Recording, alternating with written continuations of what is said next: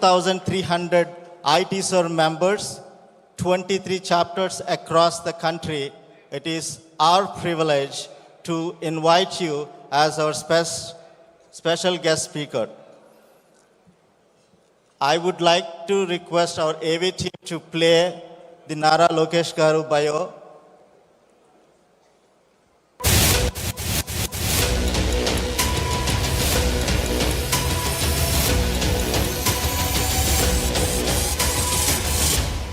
Nara Lokesh, a visionary leader, a skilled administrator, and a driving force behind the transformation of Andhra Pradesh's economic landscape. I believe in the power of ecosystem, and that's what we are doing in Andhra Pradesh. Born into a legacy of public. Now please put your hands together to welcome our beloved guest, special guest speaker, Sri Nara Lokesh Garu. Please put your hands together. Please give grand welcome.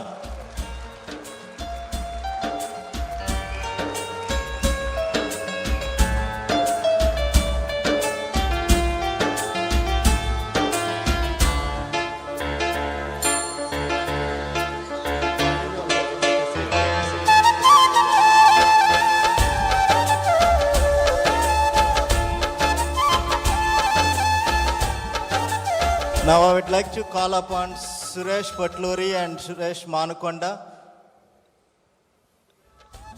These are the two brains behind for this event. They worked so hard to make this happen.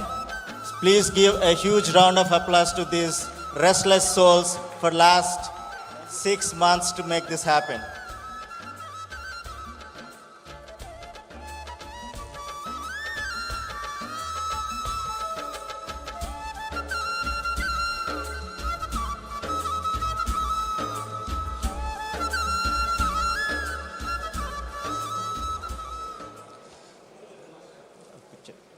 Thank you very much for your time. Yeah. I had a huge privilege to spend some time with him, very articulative, very knowledgeable. I felt he is the real deal. And the future of Amaravati is in safe hands, trust me. And thank you for accepting our invite. And I'd like to invite our moderator to moderate this session, Ravi Tochampudi, stage. Hello, Vegas. Thank you. Here you go, Ravi. Thank you.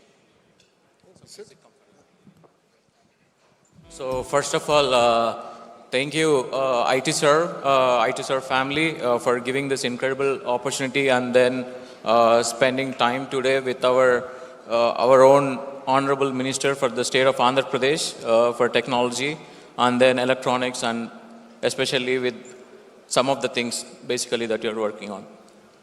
So first I want to congratulate on the victory that you have actually achieved.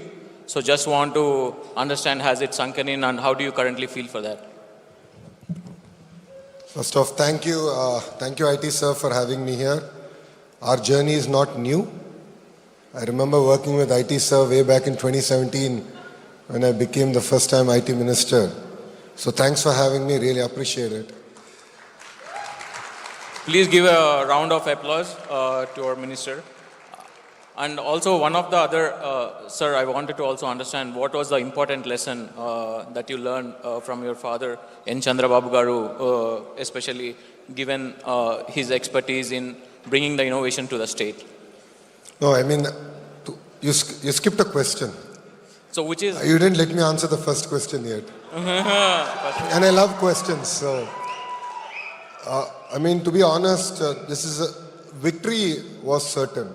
But I think this kind of mandate took everyone off guard. This mandate has increased our responsibility. It's a great responsibility on our shoulders. We take it with all humility. There are a lot of aspirations that people of Andhra Pradesh have. And as a government, we really need to be focused on delivering on those aspirations. So I think we're going to meet midways in terms of delivering on that. And in terms of my lessons from my leader, is to be very patient and perseverant. If you see in his entire political journey, it's had great highs and great lows. He takes his highs as he takes his lows. And for me, that's been a great lesson. And that's what I've learned from him, and that's the way I've taken my political journey also. Oh, that was good. Today I had an incredible opportunity to spend time with you, Lokesh Garu. So some of the things what I've observed is like you're a straight shooter in terms about how you compose yourself. When you're talking about investments, just want to understand. Especially when you're trying to bridge some of the gaps, especially in terms about creating an enterprise, because a lot of our audience are mostly in small business enterprises. So when you graduated from Stanford and went back to India, you had a role at Heritage as a director. So when you actually ran both an enterprise company and then you came back into politics, how was that experience? Because a lot of our audience here would want to understand how to create an enterprise. I think that's a very good question. They're quite stark, they're quite different. In the private sector, you are the boss, you decide the direction, you understand the journey, the results speak for themselves. If 1 month you miss something, you know where to correct. I think politics, you only get elections once every 5 years at the state level. So it gets very difficult to figure out whether you're in the right trajectory. And it's very important to remain grounded, meet people, hear from them, understand whether what you're doing is right and whether what decisions you're taking are meeting with their aspirations or not. So for me, that was very, very important.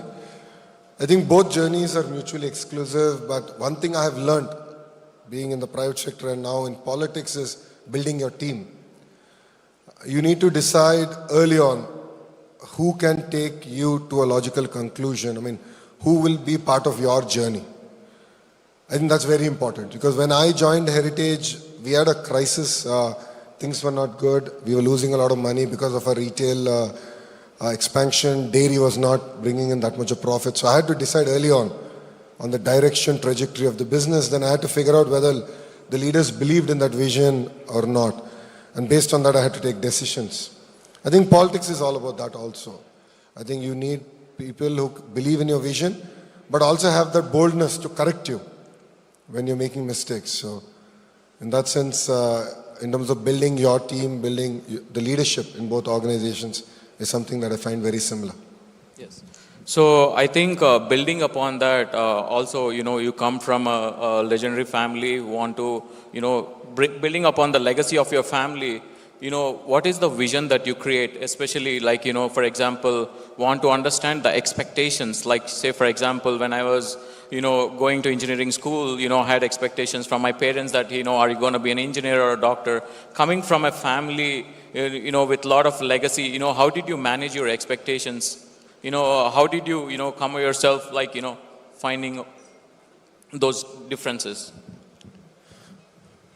Even if you look at, even in business, when you come from a certain business family, the institution might have certain expectations on you.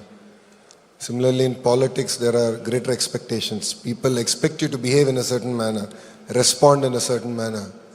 But if you look at my journey in politics, I've always broken the mold. I have chosen the road less traveled. Membership in Telugu Desam Party was never a smooth affair. And in 2014, I chose that as my focus area. Similarly, in 2019, when I had to contest election, there's always a debate on which seat I should contest from.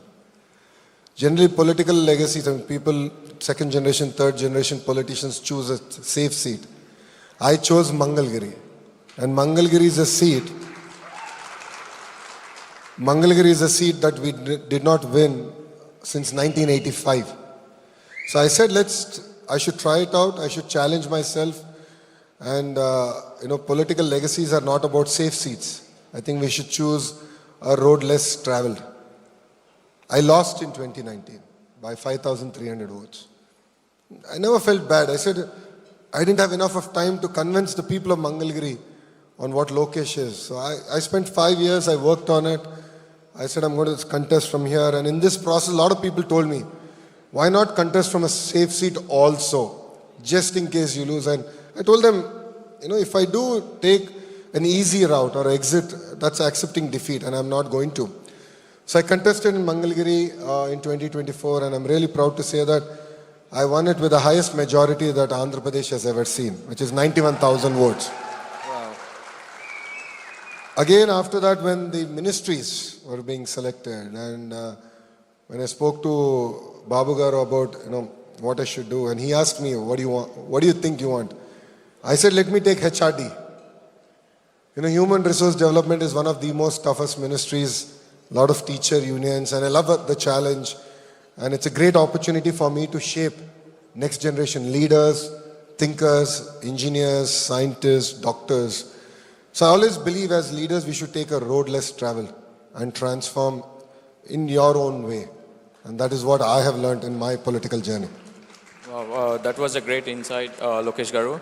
And then, given a lot of interviews that I watched, and then a couple of times that I've interacted with you, and then given that you also won Scotch Person of the Year for Digital Award, and given that the importance of technology in governance, how do you think especially technology can play an important role in terms about rural communities that you advocate for? I mean, it's a fact that technology has changed all our lives. India has been lucky. We jumped the PC era, went straight to smartphones. There's more smartphones in India than there are toilets. That's a known fact. I think that presents a very unique opportunity in terms of governance. One thing I regret that we didn't do enough in our last term is to actually transform processes. What we did was digitize broken processes. But this time around, we want to correct it. We are actually looking at business process re-engineering in the government. And I'm looking at how can we deliver seamless governance in the hands of people, in the hands of citizens. How do you make politicians and IS officers irrelevant in day-to-day governance and in day-to-day citizens' lives? So that's where I believe technology will play an important role, but it's also important to transform our processes and re-engineer our processes. And this is what you will see happening in Andhra Pradesh in the next 9 months. Okay, that was a great insight as well, Lokesh Garu. And then today, one of the insight that I had was you discussed a lot about investing in Vizag, particularly the area that's more interesting, especially in terms about technology investment, for both IT serve community as well as a larger audience. Do you want to highlight some of the few things that's so critical about that area that's very prone in terms about technology investments? Especially in terms about Vizag. See, being a new state, Andhra Pradesh is presented with a unique opportunity. And that opportunity is to decentralize development and not center development around one city or one ecosystem. Way back in 2014, Mr. Naidu had a clear vision of which district should do what. And that's why Kia came to Anantapur, TCL, Foxconn came to Chittoor and Nellore. And we had Amravati as our capital. And from day one, I strongly believe that Visakhapatnam should be our IT capital, because I believe it has the right ingredients. Now let's talk about what are those right ingredients. It has amazing connectivity. It has great engineering colleges, amazing talent. And I jokingly keep saying that if Bangalore were to marry Goa and have a child, that will be Visakhapatnam. Yeah. It's such a beautiful city, gorgeous ecosystem. And I truly believe that for IT, not only to survive, but to thrive, Visakhapatnam has all the right ingredients. As a state, we personally believe that the data revolution is here, and Andhra Pradesh is well poised in terms of harnessing that revolution. As all of you are aware, globally close to $300 billion are getting invested in data centers. And our agenda is to actually bring about 100 billion of that to India and bring majority of that to the state of Andhra Pradesh in Visakhapatnam. Back that with AI, education, and particularly focus on an AI university, where we're really excited on figuring out the interactions of AI in governance, AI in politics, AI in healthcare, AI in entertainment. And like how the erstwhile Indian School of Business model was, where it was completely private sector led. We would love to do the same magic in the AI university and really create next generation thought leaders and engineers, not only for Andhra Pradesh, but for the world. Wow. Thank you. Thank you for that. And a little bit off topic and also a candid question, Lokesh Garu. So I heard you heard from Indra when she was talking about her tata. I think a lot of audience in the room is waiting to hear this answer also. Do you want to get some reminiscent thoughts or memories about spending your time with your tata? I mean, Johar NTR. I mean, Annagaru is larger than life. And from my childhood, that's all I remember about him. And all of us were very scared as grandchildren. Because, I mean, he was a tall personality there. But he had a very emotional connect with all his grandchildren. And he personally named all of us. So, I got Lokesh because of him. And all my cousins have their names because of him. So he had a lot of personal attachment with all of us. But honestly, we were just too many of us for him to spend time and nurture our aspirations and ambitions. But he was very humble, and every birthday, we used to go meet with him, spend time with him. And the way he would share love and affection is to feed you to the extent where you'll end up throwing up. I remember this so well. And that is the way he would show love and affection for all of us. I mean, he's left behind a great legacy for us to lead from the front and to take it forward. Wow, I think everybody, kind of, goes back to their memories with spending their time with their family. Coming to the topic about technology again, the state of AP basically is called Annapurna, which is rice bowl of India. So for that, basically the bedrock is farming and farmers. So given, and I also see a lot of times you spoke about, ecosystems, like, developing ecosystems. So just want to understand how are you going to strengthen that ecosystem? So which is like basically kind of creating how to impact their lives. No, I mean, all of you know I did a Padayatra. In my Padayatra, I had a great chance to interact with farmers across segments. So I met palm oil farmers, paddy farmers, mango farmers, date farmers, banana farmers, mirchi farmers. What was fascinating for me is that they're working hard, they're investing money ahead of time, and they're not sure at the end are they going to make money or not. And they're doing this every crop cycle. So the way I looked at it, I said, there are two parts of this equation. One, we need to reduce the cost of production. Two, how do we grow commodities and variants of our commodities which we can take to the globe? Now, I'll give you an example. I mean, all of us know that Rayalaseema is known for mango. But predominantly, we grow varietals that we want. Why can't we grow varietals that the world wants? Varietals that Europe wants, Japan wants, which are also higher value in nature. And that's where I believe that state can play a very important role in guiding farmers. Similarly, our dates is another big area. Banana, dragon fruit, chiku is another area. So I think there's a lot of work that we can do as a government in terms of guiding farmers, giving not just subsidies alone, but inputs and even strengthening it with research stations and ensuring that the optimal output and productivity comes from the respective farms. So for me, that's of great interest and passion. The same thing applies even to, palm oil farmers. If you look at it, thanks to Annagaru, Andhra and Telangana, the two Telugu-speaking states have a very important role to play in palm oil, and we help government in terms of saving our forex. We have to support them, but we have to be in the smart way. We have import duties and exports subsidies based on the inflation. So how can we have a table making it easy so that government can take appropriate decisions? For me is very fascinating. So these are, I think, interventions you'll see at a policy level that will come up. And I truly believe that Rayalaseema particularly has a great opportunity to leapfrog in agriculture. It's amazingly fertile soil, and just giving water through drip and giving extension to the appropriate horticulture crop, I think, can truly transform agriculture in that sense. And the last bit I'd like to add is technology plays an important role, more so from government's ability to map which commodity is being grown where and in what quantities, And how should government be prepared in terms of sale price hikes or slumps? Because there are days when tomatoes are highly priced, there are days when tomatoes go for 10 paisa, 50 paisa kg.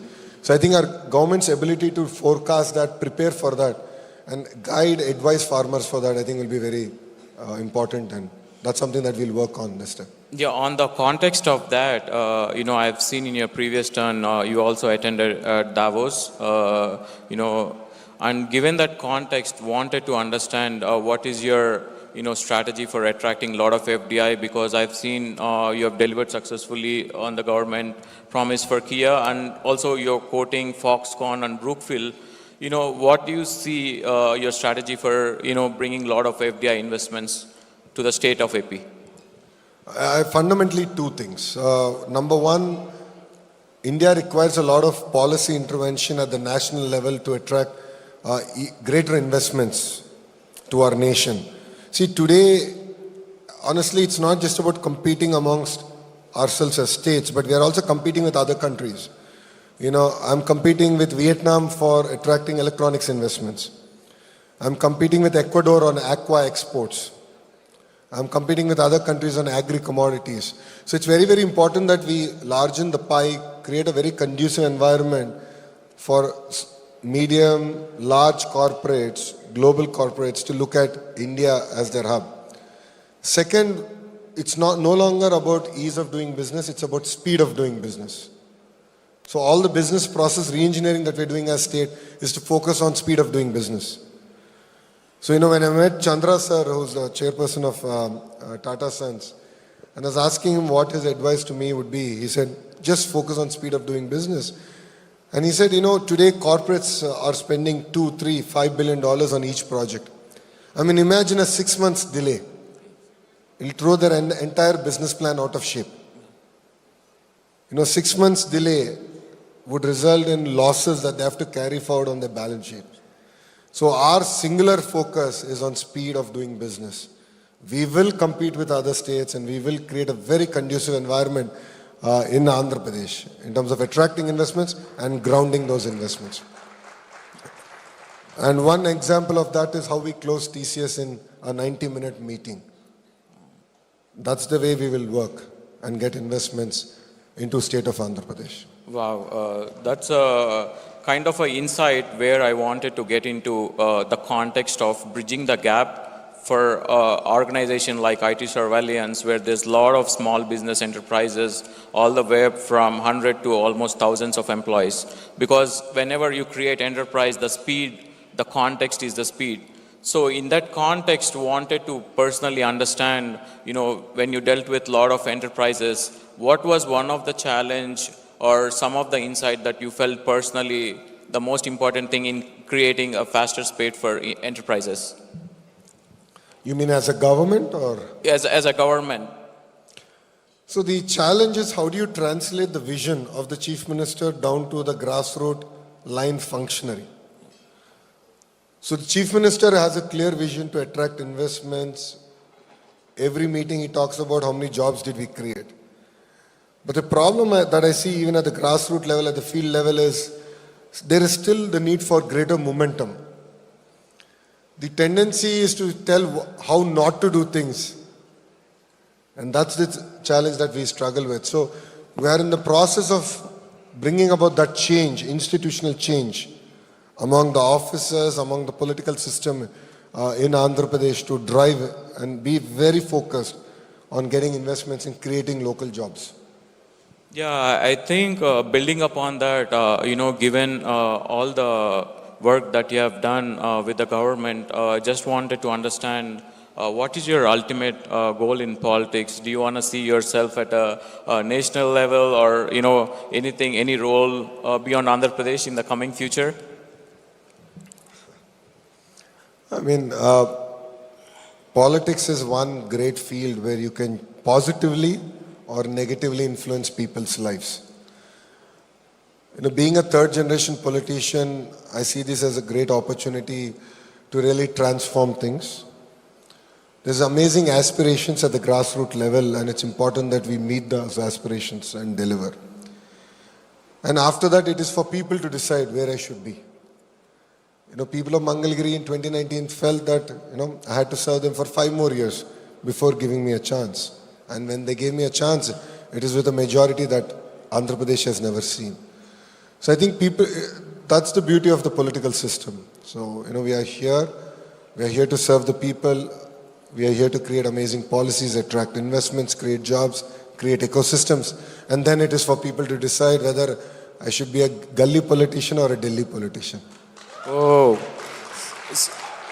So, given that, Lokesh Garu, one of the other thing, a lot of, people in the audience would love to know is, you were back home at the ripe age or early age of 32, 33 to run an enterprise and to get into government. So what would be your advice for a lot of, young and dynamic leaders out there? For example, we have some of the few, IT serve members who went and contested back home, like Ramu Garu from Gudivada or Yarlagadda Garu, and then also Suresh Garu. So what kind of advice, do you want to really give to, young people out there who really want to go out and then do public service? No, my advice to everyone has been is, first you need to settle down financially. That's very, very important.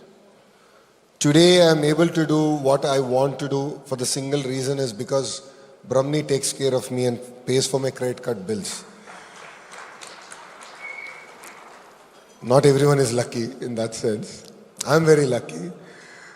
So I keep telling, when I met Ramu, Suresh Garu very early on, that was my advice. First be financially stable, come into politics to serve people.